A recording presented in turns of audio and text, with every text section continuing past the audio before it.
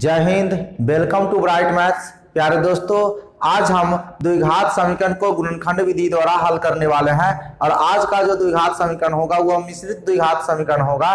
तो आइए देखते हैं क्वेश्चन नंबर 16 का पहला प्रश्न हमारा क्या है। तो देखिए, कहता है द्विघात समीकरण को गुणनखंड विधि से हल कीजिए।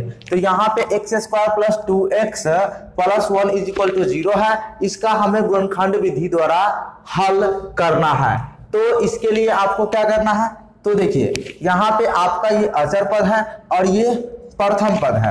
तो प्रथम पद को अचर पद से गुना कर देना है। तो x² × 1 कीजिएगा तो आपको x² हो जाएगा।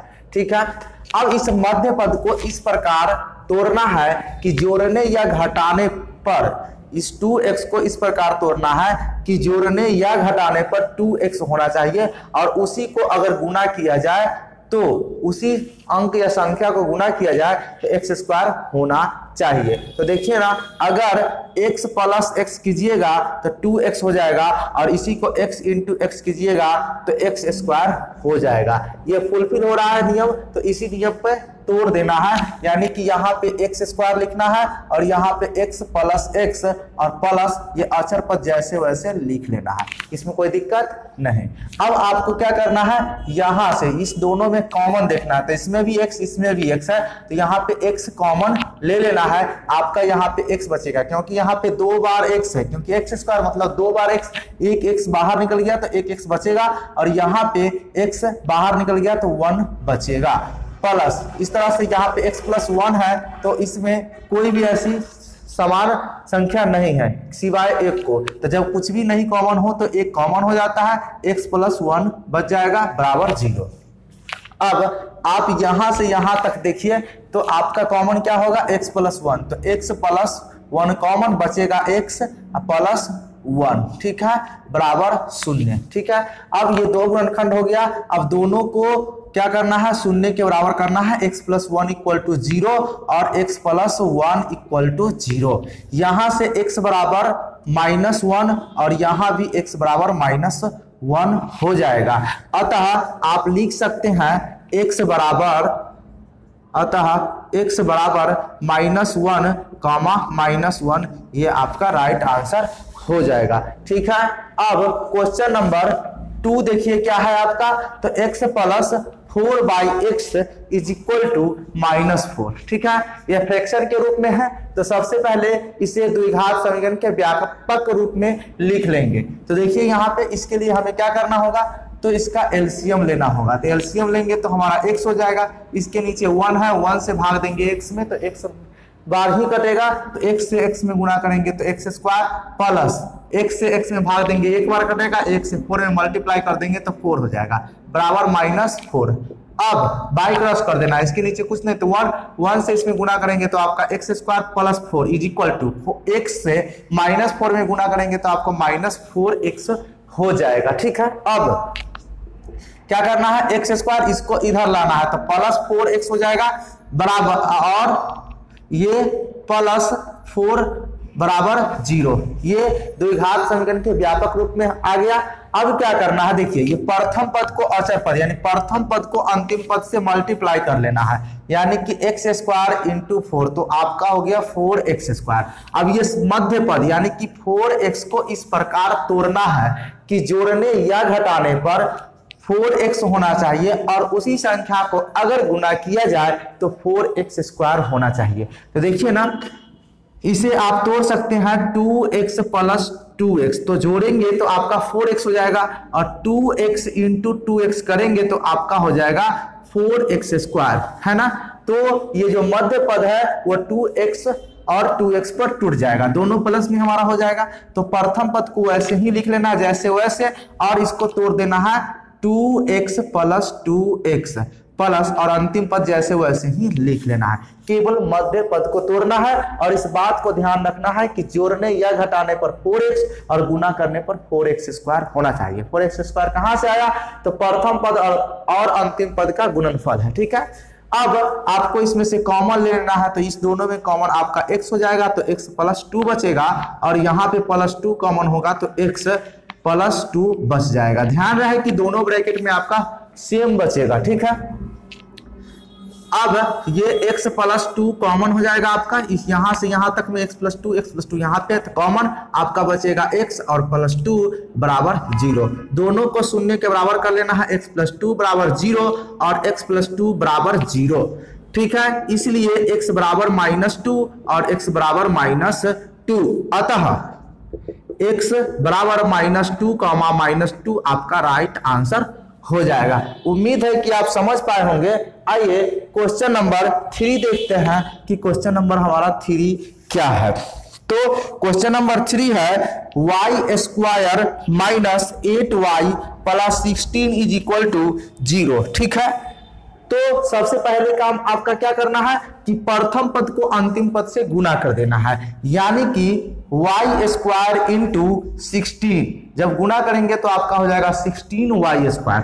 अब इस मध्य पद को इस प्रकार तोड़ना है, यानी कि -8y को इस प्रकार तोड़ना है कि जोड़ने या घटाने पर -8y होना चाहिए, और उसी संख्या को अगर आप गुना करेंगे तो आपको 16y² होना चाहिए। इस तरह से इस संख्या को तोड़ना है। तो देखिए ना, -4y -4y और -4y है ना, इस पे अगर तोड़ेंगे तो इसको जोड़ने दोनों माइनस में तो ऐड होगा तो -8y हो जाएगा। ठीक है, अगर इसी -8y इंटू -8y यानी -8y को -4y को -4y से गुना करेंगे तो आपका क्या हो जाएगा 16y² प्लस में हो जाएगा 16y²। मतलब इसको जब आपने जोड़ा तो आपको -8y हो जाएगा, और जब गुना करेंगे तो आपका 16y² हो जाएगा। यानी कि यह लागू हो रहा है जो बात हमने कहा कि जोड़ने या घटाने पर -8y और गुना करने पर 16y² होना चाहिए, तो ये पूर्ण रूप से हो रहा है। तो ये -4y और -4y पे टूट जाएगा। तो देखिए आपको क्या करना है, इसको जैसे वैसे लिख लेना है। प्रथम पद को y² है तो y² और माइनस इसको तोड़ना है 4y -4y प्लस अंतिम पद जैसे वैसे ही रख लेना है। अब इस दोनों में कॉमन देखना है क्या है आपका, तो y कॉमन है तो y कॉमन हो जाएगा, y -4 बच जाएगा। यहाँ पे क्या होगा, इसमें भी 4 इसमें भी 4, तो -4 कॉमन होगा। जब -4 कॉमन होगा, माइनस कॉमन होगा तो इधर वाला चिन्ह बदल जाएगा, तो -4 कॉमन y बच जाएगा और यहाँ का चिन्ह माइनस हो जाएगा और 4 यहाँ बचेगा, क्योंकि इसमें से 4 गुणज के रूप में निकल गया है, गुणनखंड हुआ है, तो यहाँ पे 4 ही बचेगा बराबर 0।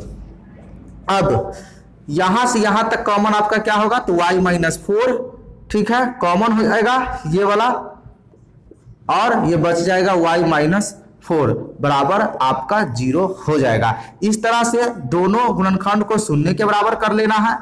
ठीक है, ये शून्य के बराबर हो गया, इसीलिए y बराबर आपका प्लस में 4 और y बराबर माइनस, यहां भी प्लस में 4 हो जाएगा। अतः x बराबर 4,4 आपका राइट आंसर हो जाएगा। उम्मीद है कि आप इसे समझ पाए होंगे। आइए नेक्स्ट क्वेश्चन की ओर चलते हैं। क्वेश्चन नंबर 4 देखिए आपका क्या है, 4y² plus 4y plus 1 equal to 0। ठीक है, अब इसे गुणनखंड विधि द्वारा हल करना है। तो गुणनखंड करने के लिए आपको क्या करना है, सबसे पहले आपको प्रथम पद यानी कि 4y² इंटू अंतिम पद करना है। ठीक है, तो ये कितना हो जाएगा आपका 4y² ही होगा। अब क्या करना है, मध्य पद यानी कि 4y को इस प्रकार तोड़ना है कि जोड़ने या घटाने पर 4y होना चाहिए, और उसी संख्या को अगर गुना किया जाए तो 4y² होना चाहिए।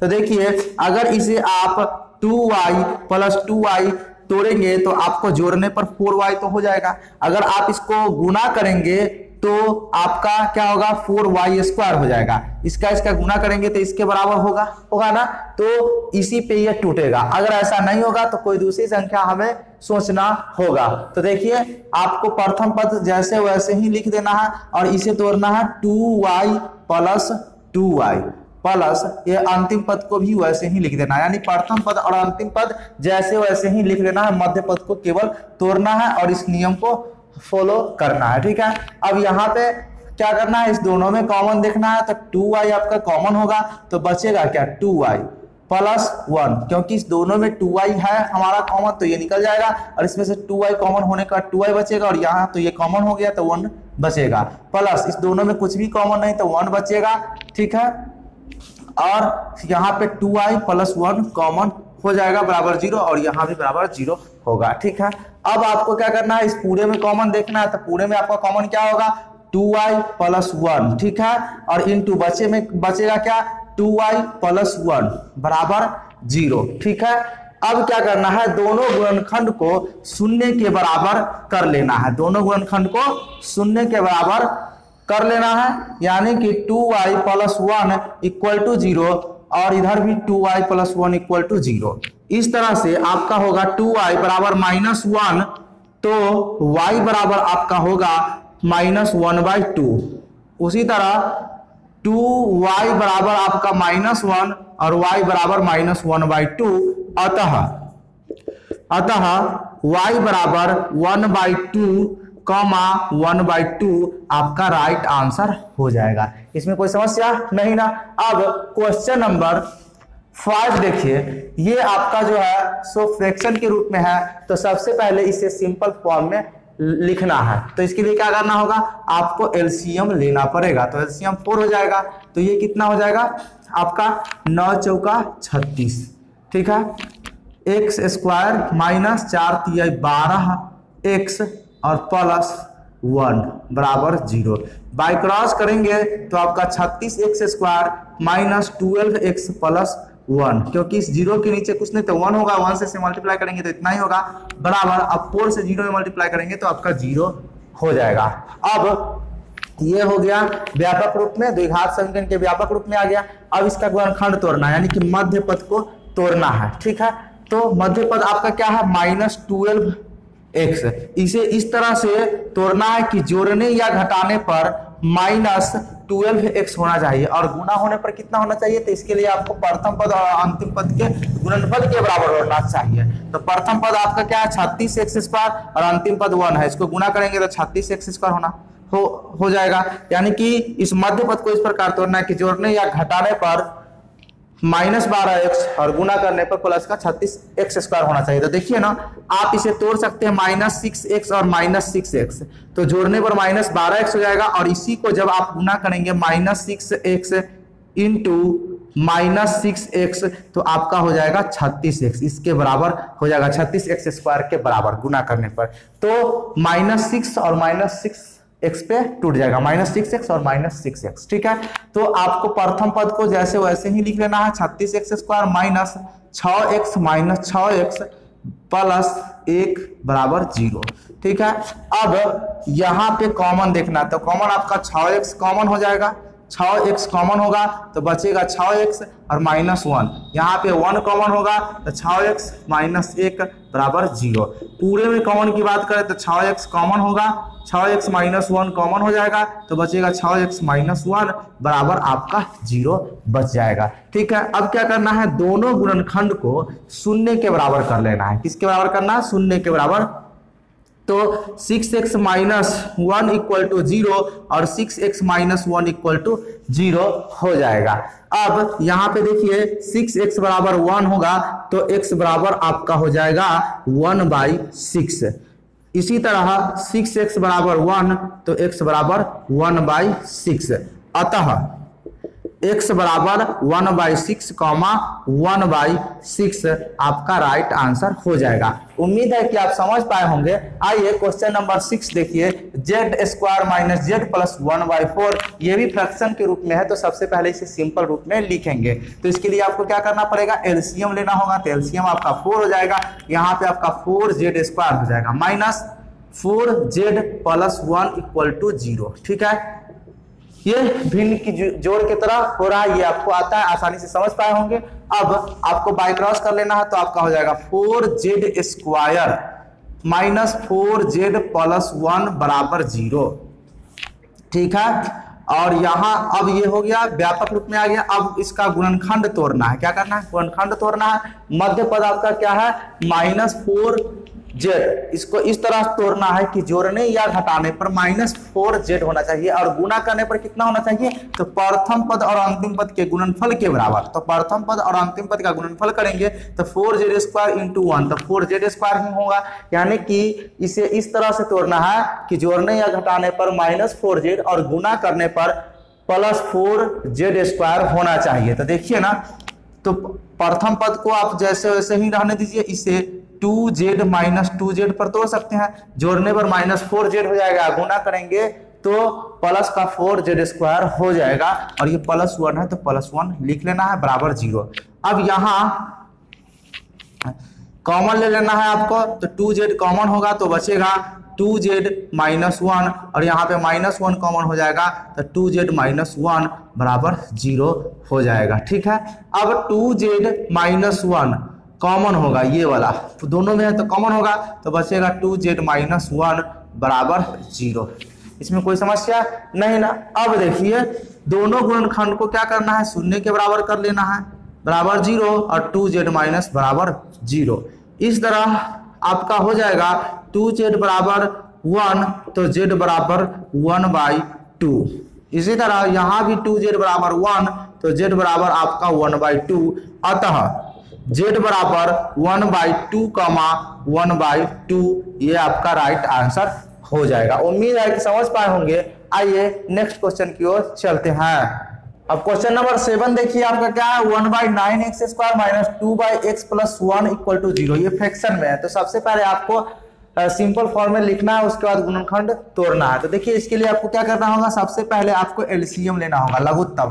तो 9 3 का लघुत्तम आपका हो जाएगा कितना, 9 होगा। 9 से भाग देंगे, 9 में एक बार कटेगा, 1 में 1 से गुना करेंगे 1 होगा, और एक स्क्वायर से गुना करेंगे तो आपका x स्क्वायर हो जाएगा। माइनस 3 से इसमें भाग देंगे, 9 में 3 बार कटेगा, 3 से 2 में गुना करेंगे 6, और इंटू में 1 से तो x हो जाएगा। प्लस इसके नीचे कुछ नहीं, 1 के नीचे कुछ नहीं तो 1 होगा। 1 से 9 में डिवाइड करेंगे, 9 बार कटेगा, और 9 से 1 में मल्टीप्लाई करेंगे, आपका 9 हो जाएगा इक्वल टू 0 हो जाएगा। अब आपको क्या करना है, बाय क्रॉस कर लेना है। तो इसके नीचे कुछ नहीं तो 1 से इसमें गुना करेंगे तो आपको उतना ही हो जाएगा, x square minus 6x plus 9 equal to 9 से 0 में गुना करेंगे 0 हो जाएगा। ये आ गया सिंपल रूप में। अब क्या करना है कि प्रथम पद को अंतिम पद से गुना करना है, यानी कि x स्क्वायर को 9 से मल्टीप्लाई कर देना है।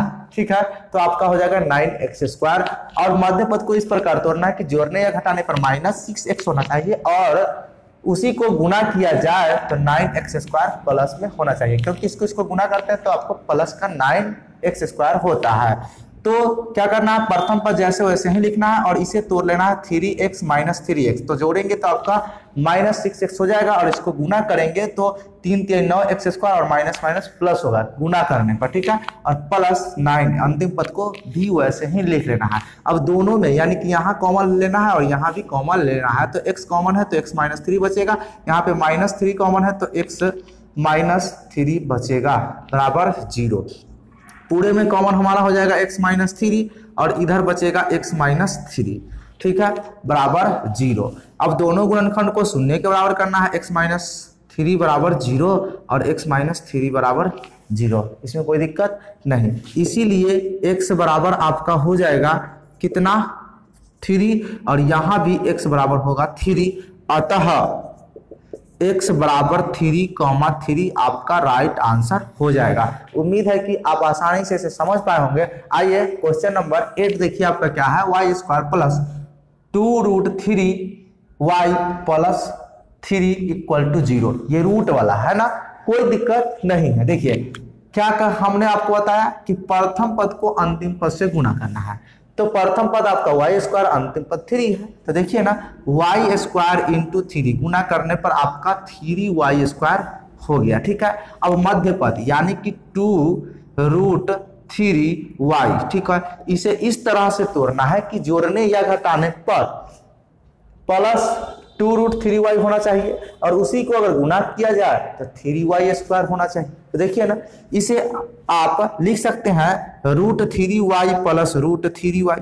इसे आप जोड़ेंगे तो इतना हो जाएगा 2√3y होगा, और इसी को जब आप गुना करेंगे √3y इंटू √3y, ठीक है, गुना करेंगे तो आपको कितना हो जाएगा, इसके बराबर होगा, क्योंकि √3 इंटू √3 3 होगा, और y इंटू y स्क्वायर हो जाएगा, इसके बराबर हो रहा है। यानी कि ये मध्य पद आपका टूट जाएगा √3y प्लस √3y में। तो आपको प्रथम पद को जैसे वैसे लिख लेना, y square plus √3y plus √3y plus अंतिम पद जैसे वैसे लिख लेना है, इसमें कोई दिक्कत नहीं। अब आपको कॉमन लेना है, तो देखिए इसमें कॉमन क्या होगा, तो y कॉमन हो जाएगा, तो y आपका कॉमन, y प्लस √3 बच जाएगा। प्लस इसमें क्या कॉमन है, y तो कॉमन नहीं होगा, √3 इसमें है, √3 इसमें भी होगा, क्योंकि आप 3 को लिख सकते हैं √3 इंटू √3, ठीक है। तो इसमें 2 बार √3 है तो एक बार √3 कॉमन हो जाएगा, तो एक बार √3 बच जाएगा, यानी कि यहाँ हमारा √3 कॉमन हो जाएगा। इसमें √3 तो है नहीं, तो ये कॉमन होगा तो यहाँ पे y बचेगा। इसमें 2 बार √3 है, यानी कि 3 को इतना लिख सकते हैं, तो √3 कॉमन हो जाएगा, तो √3 एक बार बच जाएगा, तो प्लस का √3 बराबर 0, ठीक है। अब पूरे में कॉमन की बात करें तो y प्लस √3 आपका कॉमन हो जाएगा, ये यहाँ भी है, यहाँ भी तो कॉमन, और बचेगा y प्लस √3 इतना प्लस इतना बराबर 0। इसमें कोई दिक्कत नहीं। अब दोनों गुणनखंड को शून्य के बराबर लिख लेना है। किसके बराबर लिखना है, शून्य के बराबर लिखना है, यानी कि आपका हो जाएगा y प्लस √3 बराबर 0 और y प्लस √3 बराबर 0। इसीलिए y बराबर √3 और y बराबर -√3, माइनस में होगा क्योंकि प्लस है तो राइट साइड जाएगा, तो माइनस में हो जाएगा। अतः y बराबर -√3 -√3 आपका राइट आंसर हो जाएगा। उम्मीद है कि समझ पाए होंगे।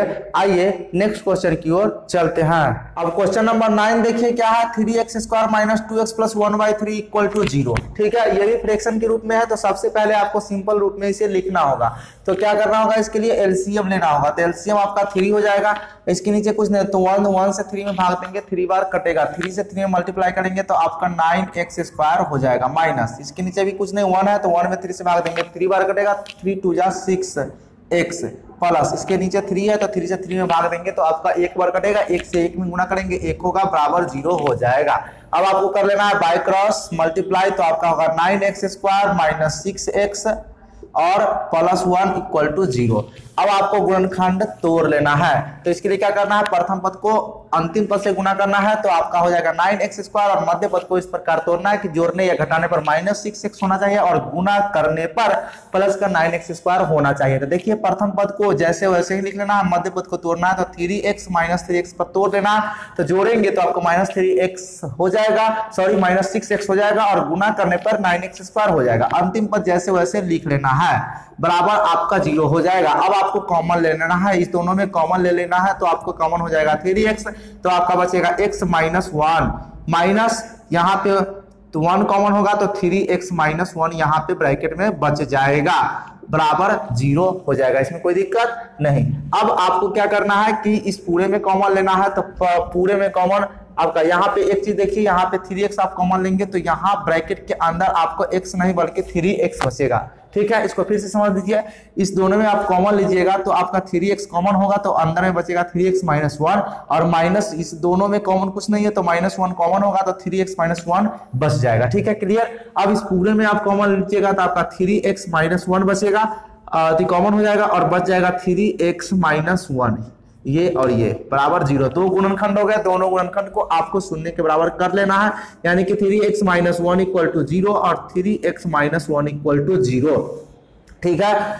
अब क्या करना है, यहां से आपका हो जाएगा 3x बराबर 1, साइड चेंज करेंगे तो, और इसीलिए x बराबर आपका हो जाएगा 1/3, ठीक है। और यहां इसी तरह हो जाएगा 3x बराबर 1 तो x बराबर -1/3 आपका राइट आंसर हो जाएगा। अतः माइनस में नहीं होगा क्योंकि ऑलरेडी माइनस है तो राइट साइड जाएगा तो प्लस होगा। अतः x बराबर 1/3, 1/3 आपके राइट आंसर हो जाएगा। उम्मीद है कि आप इसे समझ पाए होंगे। ये क्वेश्चन नंबर 10 देखिए, क्वेश्चन नंबर 10 आपका क्या है, x² - 4qx + 4q², ठीक है। तो इसे गुणनखंड तोड़ना है, तो इसके लिए क्या करना है, प्रथम पद को अंतिम पद से आपको गुणा करना है। तो जब आप गुणा करेंगे तो x² गुना 4q², तो गुना करने पर 4q² x² होगा आपका। अब मध्य पद यानी कि 4q को इस प्रकार तोड़ना है कि जोड़ने या घटाने पर -4q x है ना, तो 4qx होना चाहिए और गुना करने पर उसी संख्या को 4q² x² होना चाहिए। तो देखिए ना, इसे आप तोड़ सकते हैं, -2qx और -2qx, ठीक है।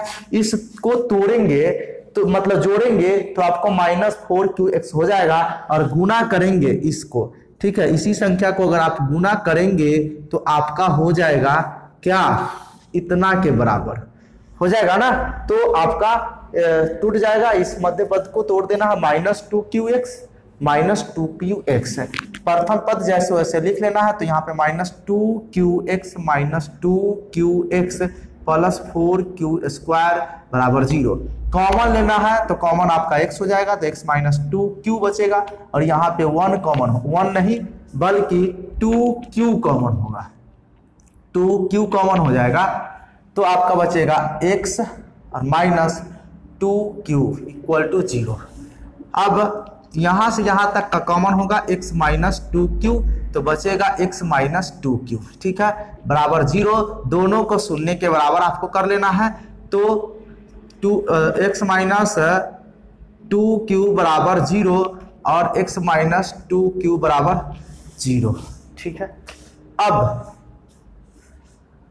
आपका हो जाएगा x बराबर 2q और इधर भी x बराबर 2q हो जाएगा, अतः x बराबर 2q, 2q राइट आंसर हो जाएगा। उम्मीद है कि इस वीडियो में मैंने जितने भी प्रश्न को हल किया आपको पूरी तरह से समझ में आ गया होगा। अगर कोई समस्या है तो आप कमेंट करके पूछ सकते हैं, और इस वीडियो को लाइक कर दीजिए, साथ ही अधिक से अधिक अपने दोस्तों के साथ शेयर कर दीजिए। मिलते हैं नेक्स्ट वीडियो में, तब तक के लिए धन्यवाद।